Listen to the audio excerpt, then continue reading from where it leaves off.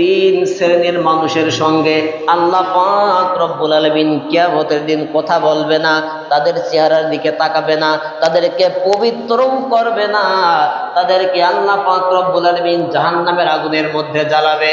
আল্লাহর নবী যখন এই হাদিসটাও বর্ণনা করলেন, সঙ্গে সঙ্গে সাহাবীরা প্রশ্ন করলো, ইয়া রাসূলুল্লাহ, ইয়া হাবিবাল্লাহ, ওই তিন শ্রেণীর লোক কারা কারা?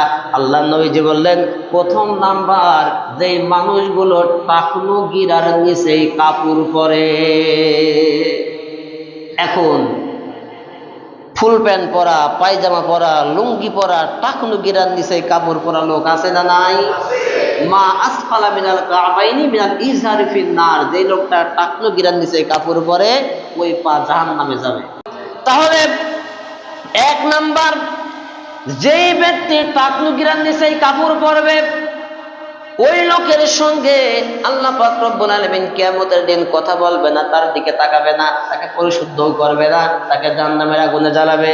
দুই নাম্বার, যে ব্যক্তি মিথ্যা কসম খেয়ে ব্যবসায়ের পণ্য বিক্রি করে, তারা দোকানদারি করে, মিথ্যা কথা বলে যদি কোনো পণ্য বিক্রি করে, জনগণকে ঠকায়, জাতিকে ঠকায়, ভোক্তাকে ঠকায়, কিয়ামতের দিন আমার আল্লাহ বলতেছে ওদের সঙ্গে আল্লাহ কথা বলবেন না। এজন্য ব্যবসা করার ক্ষেত্রে খুব সাবধান।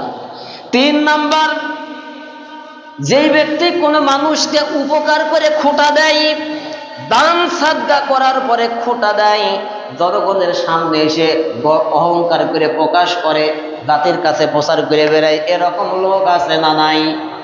এই জন্য আমার ভাইরা, আল্লাহ নবী জানিয়েছে এই তিন প্রকারের লোক যারা কিয়ামতের মাঠে উঠবে, তাদের সঙ্গে আল্লাহ পাক রব্বুল আলামিন কথা বলবে না, তাদের চেহারার দিকে তাকাবে না, তাদেরকে পবিত্র পরিশুদ্ধ করবে না, এরপরে তাদেরকে জাহান্নামের আগুনে জ্বালাবে। তাহলে এক নাম্বার হলো যারা টাকনু গিরার নিচে কাপড় পরে। দুই নাম্বার, যেই ব্যবসায়ী মিথ্যা কথা বলে তার ব্যবসায়ের পণ্য বিক্রি করে। আর তিন নাম্বার, যেই ব্যক্তি মানুষকে উপকার করে খোঁটা দেয়। এই তিন শ্রেণীর মানুষ হলো আল্লাহ লানত প্রাপ্ত, রসুলের লানত প্রাপ্ত, গজব প্রাপ্ত। এদেরকে আল্লাহ পাক রব্বুল আলামিন জাহান্নামের আগুনে জ্বালাবে। যারা আল্লাহ পাক রব্বুল আলামিনকে বাদ দিয়ে অন্য কোন ব্যক্তির কাছে হাত পাতে, আল্লাহর করুণা বাদ দিয়ে অন্যর কাছে করুণা ভিক্ষা করে, আল্লাহকে বাদ দিয়ে অন্যের কাছে চায়, এই শ্রেণীর মানুষের দিকে কিয়ামতের দিন আল্লাহ তাকাবে না।